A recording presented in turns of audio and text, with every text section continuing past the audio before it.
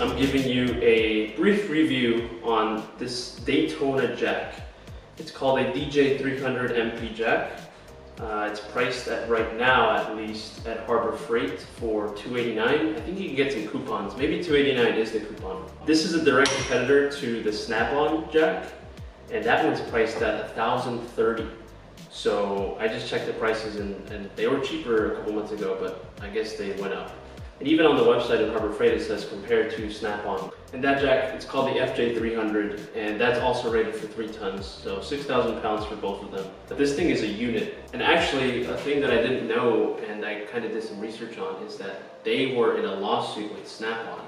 Harbor Freight and Snap-on had a lawsuit because this jack was very similar to the Snap-on one, which is the direct competitor, but they're both made, not literally, maybe, I don't know, in the same warehouse in China.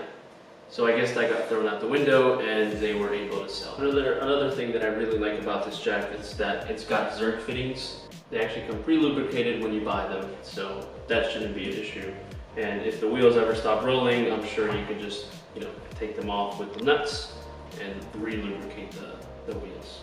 This thing is also very heavy. I thought about buying the aluminum jack that Harbor Freight offers, and that one is only rated for 1.5 tons, so that's 3,000 pounds. I think my F80 is a little heavier than that, so I wouldn't feel too comfortable, even though that one's only 34 pounds, 36 pounds I believe. That would be maybe a jack you can use maybe on a track day. It's very easy to carry, but I would not recommend this to carry if you're doing track days or moving a lot, I would say. I mean, I guess you can put it on your trailer, but it is 104 pounds. So getting this thing up onto this was a challenge.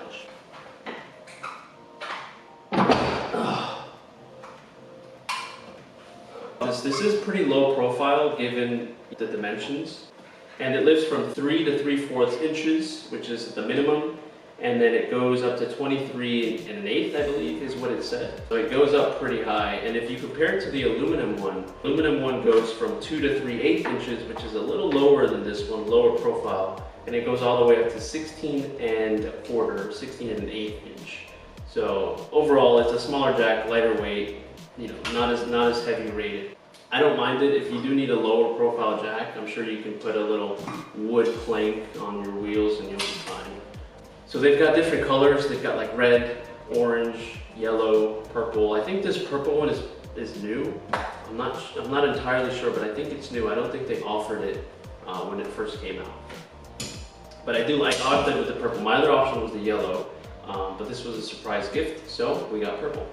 Okay, I'm going to show you how many pumps it takes to lift up my M3. And yeah, I also want to point out that this thing rolls very, very smooth.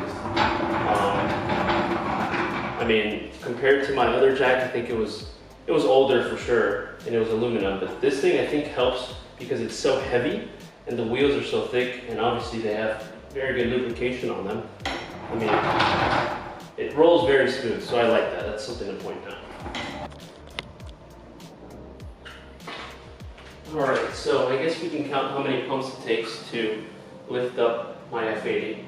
I'm guessing maybe around, so it takes around 4.5 pumps to pump with no weight to full length.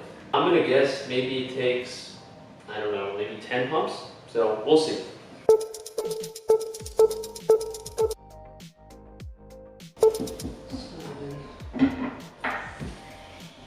7, 8.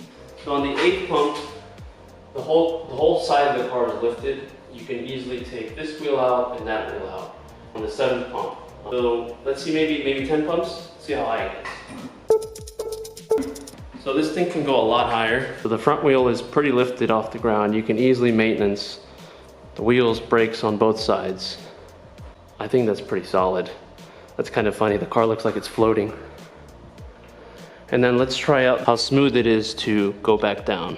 So I'm gonna go ahead and just kind of gently release pressure. So I'll be back up, buddy. There you go. Here we go.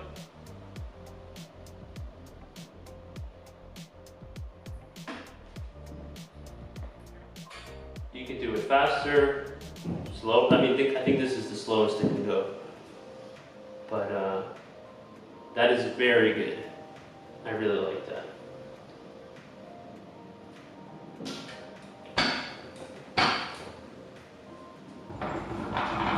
Another thing I wanted to point out, I really like how this is rubber, and I like how flush it sits to the actual jack mount. BMW's got this little rubber pad as a jacking point, so no problem there. Yeah guys, thanks for watching. That's my review on the Daytona jack.